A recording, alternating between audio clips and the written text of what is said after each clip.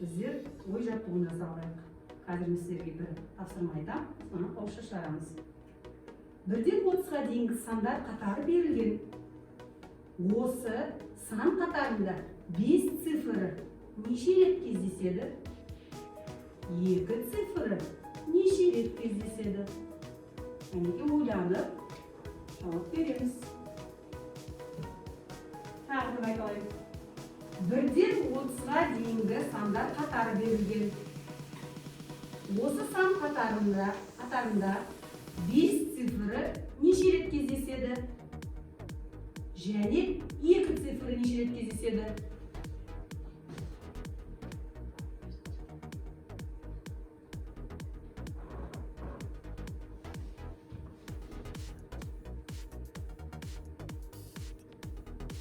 Ya, ayda ғой, Әлмер айда ғой.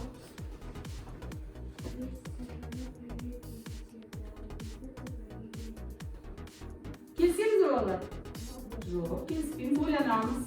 Ары қарай, бәріміз ойланамыз. Алмас. 5 цифры 6 рет кездеседі, ал 2 цифры 6 рет кездеседі. 6 рет кездеседі. Расулдың ойын тыңдайық. 5 цифры 2 рет кездеседі, 2 цифры 3 рет кездеседі. 2 цифры 3 рет. Сені аздау екен. Аяғын тыңдайық.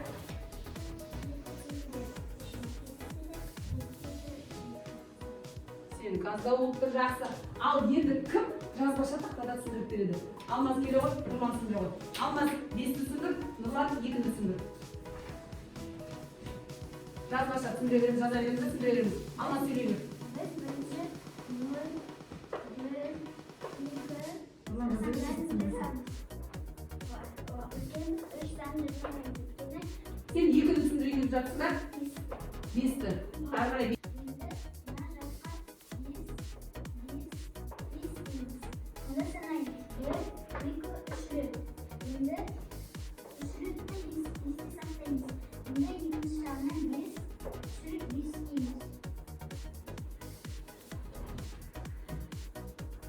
Иә. Ал енді қараңдар балалар. Келісеміз бе? 0-ден бастап жазамын. Цифрлар 0, 1, 2, 3, 4 деп неге жазбадың? 3, 4 деп жазамыз. Жазамыз 3, 4 деп. 4, 5, біздер нешеге дейін керек тұр? 30-ға дейінгі. Болмайды екен, дұрыс айтады. Алмазбек келісеміз бе? Иә, дұрыс. Енді қараңдар. 5 деген сан бар ма? Бар. 15 деген сан бар ма? Бар. 25 деген сан бар ма? Бар. Сонымен 1-ден 30-ға дейінгі сан, 1-ден 30-ға дейінгі сандардың ішінде 5 неше рет кездеседі? 3 рет. Алмаз басында 3 рет деп айтты ма? Иә. Түсіндік па? Тез амалым онда? Иә. Барлық сандар жазайын. Жақсы, тез. Аха. Иә. Ойланамыз. Жарай ма? 32 бола ма 30-ға дейін болса? Иә. Аха. Иә. Дұрыс па? Неше рет кездесті 2? 3 рет па? Неше рет қараймыз? Неше рет аяла кішкене әліп? Неше рет? Қара, неше рет? 1, 2, 3, 4 рет па? 2 бар. 1-ден 30-ға дейін сандарды сан тізбегінде қарайтын болсақ, көзбен бастадық. 2, содан соң 12, одан соң 22, 20, дұрыс айтады, 20, сонда 4 рет. Дұрыс па? Отырау, молодец. Тамаша, жарайсың. 20, жақсы балалар. Тақтаға қараймыз. Бүгінгі сабағымыздың тақырыбы бөлшектерді қосу және азайту. Сабағымыздың мақсаты бөлімдері бірдей жай бөлшектерді қосу және азайтуды, бөлімді сол қалпында қалдырып, сәйкесінше алымдарды қосу және азайту. Енді балалар, ары қарай назарымызды аударайық. Балалар, енді назарларыңды тақтаға қараңдар. Бөлімдері бірдей бөлшектерді қосқанда кезде бөлім өзгеріссіз қалады. Алымдары бір-біріне қосылады. Мысалы, 12-ден 4 қосу 12-ден 5. Осы мысалды мен балалар сіздерге тақтаға жазып көрсетейін. Қарай қойыңдар. 4 қосу 12-ден 5. Жаңа ғана айтылғандай ережемізде анықтамамызда бөлімін сол күйінде қалдырамын, алымдарын қосамын. 4 қосу 5. Тең таңбасын қоям. Өлшекті сызам. Бөлімнің 12 сол күйінде қалады. 4-ке 5 қоссам 9 болады. Осы жерде балалар осыған байланысты формуланы есте сақтаймыз. Бөлімін А деп аламыз. Алымын Б деп аламыз. Оған қосамыз. Бөлімі қайтадан қандай бірдей болса? А, алымы С. Енді формуланы шығарамыз. Бөлімінде А деп жазамыз. Алымдардың Б мен С сандарын қосамыз. Түсіндік пе? Енді азайтуды түсіндіремін. Тақтаға қарай қойыңдар. Бөлімдері бірдей бөлшектерді азайтқан кезде бөлімі өзгеріссіз қалады да, алымдары бір-бірінен азайтылады. Мысалы, 12-ден 9-дан 12 мен 4-тің айырмасын табамыз. Тақтаға назар аударыңыздар. 12-ден 9-дан азайтамын 12-ден 4-ті. Бөлімін сол күйінде жазамын. 12 азайтамын, алымындағы сандарды 9-дан 4-ті азайтамын. Нәтижесінде 12-ден 5 шығады. Нүктелі түрмен аяқтаймыз. Осы жерде формуласы қайтадан латын әріптеріне алатын болсақ, бөлімі А, алымы Б. Азайту таңбасын қоямын. Бөлімі А, латын әрпі С. Азайтамын, бөлшекті жазамыз. А бөлімінде алымы Б санынан С санын азайтамыз. Түсіндік пе? Жақсы. Осы өрнекті жазбаға қойыңыздар.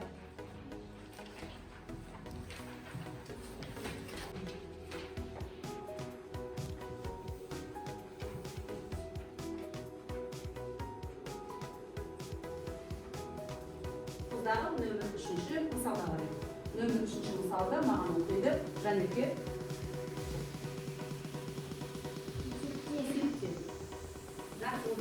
Балалар бөлшекпен мысал берген. Сол мысалдарды шығарамыз. Бөлшектерді қосу. Бастадық. Нөмір 3-ші есепке кім шығады? Келеғой Әділет, Келеғой Диас, Келеғой Жанеке.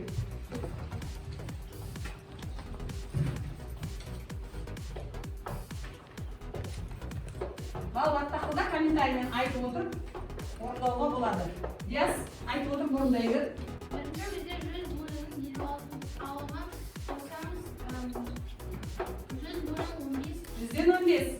100-ден 15. Одан кейін 100-ден 9-ды азайтамыз. Бірінші 100 бөлімін жазамыз. Одан кейін 26-ны 15-ке қосамыз.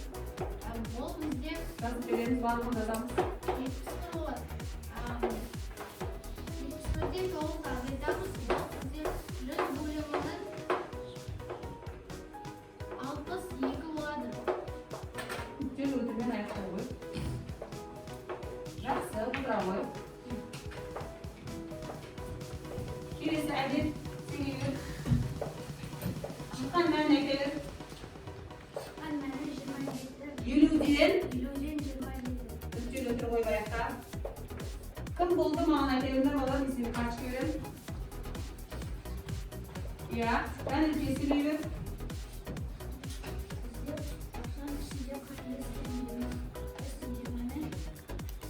Басқа бұл.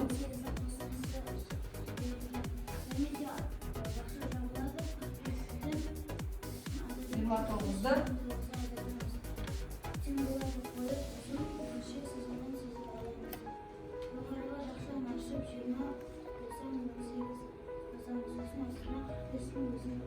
Бөліміне алымда деп сөйлейік. Жақсы.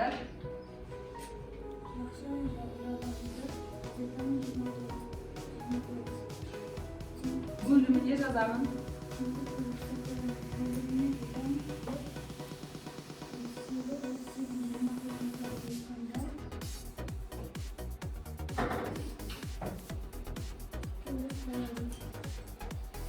Ол, иә. Нәтижесінде неше шықты?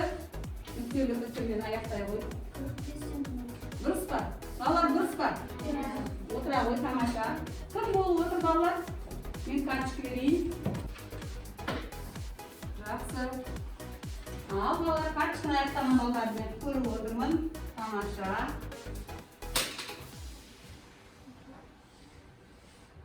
Иә.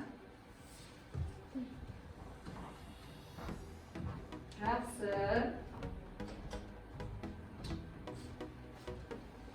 Иә. Мына жерге елін салып жақтырып қой, карточканы дәптерге. Тамаша. Енді балалар келесі орындайтын тапсырмамыз. Көрсете қойыңдар болғандықтарыңды. Келесі орындайтын тапсырмамыз. 102-ші бет ашамыз. Осындай бөлшек өрнектерді салыстырайық. 6-шы тапсырманы ашайық. Номер 6 деп жазып, 6-шы тапсырманы орындарында бастап орындай берді. Бөлшектерді салыстырамыз. Тақтаға күн шығады. Өрнектерді салыстыруға кім шығады? Келе ғой, Расулу. Кел Нұрлан. Кел Дилара.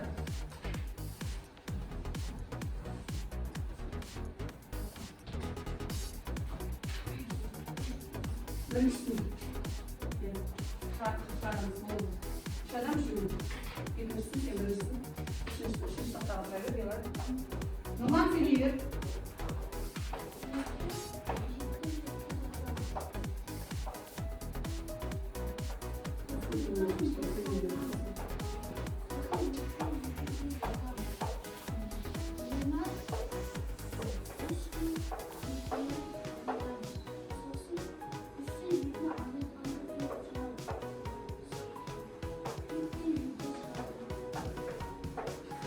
Төрттен жеті бола ма, жетіден төрт бола ма?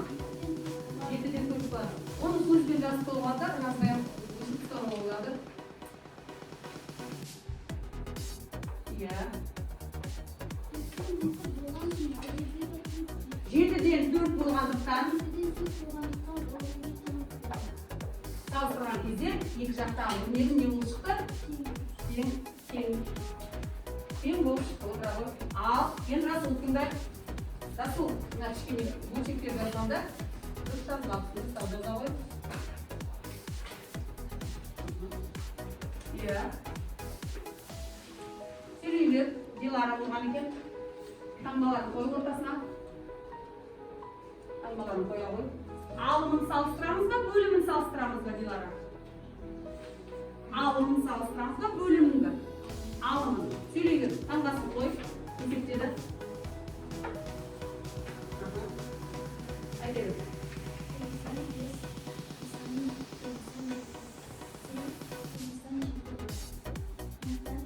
Өрнектің оң жағы.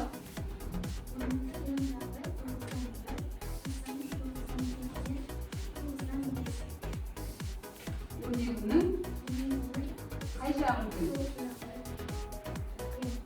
Кем бола ма, артық бола ма? Артық бола. Таңдасын қоя ғой.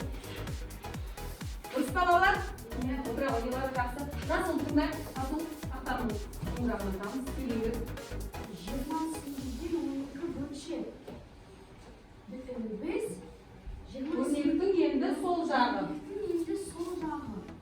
Өрнектің оң жағын не істейміз? Өрнектің оң жағын қосамыз. 28-ден 11 бөлшек, 58-ден 100. Балалар, кішкентай ғана енді қараңдаршы. Біздердің Расулдың жазғанда қате бар ма? Иә. Кім дұрыстап жүреді? Келе ғой, тез, кім дұрыстап жүреді? Келе алмаз дұрыстап жүреді. Бұл жерде біздерде бөлшектердің бөлімі әртүрлі болып тұр. Сондықтан да, соңғы өрнегі, соңғы цифры дұрыс емес. 28-ден 9 шықты. Ал енді ортасындағы таңдауды өлшіп, қайтадан ойланып шығара қой.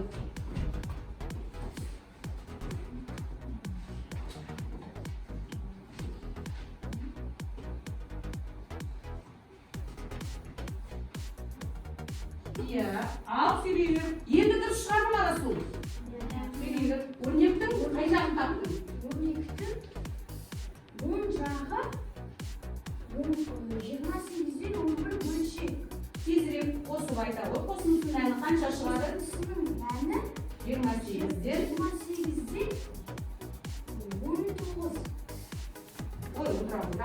Жақсы. Кім қатесін табады? Шығарылуы дұрыс, бірақ 28-ден неше шығады, Әмет? 20 шығады. Әдетке түсіндіре ғой. Енді осы 12-дің қай жағы? Оң жағы, сол жағы үлкен артық кемдігін түсіндіре ғой. 28-ден 20 шығады. 12-дің 28-ден 28-ден 20 артық. оң жағы ма, сол жағы ма? Солай дұрыстап. Математикалық тілмен сөйлеу ғой. 28-ден 20 12-дің қай жағы? Оң жағы. Оң жағы артық жағы.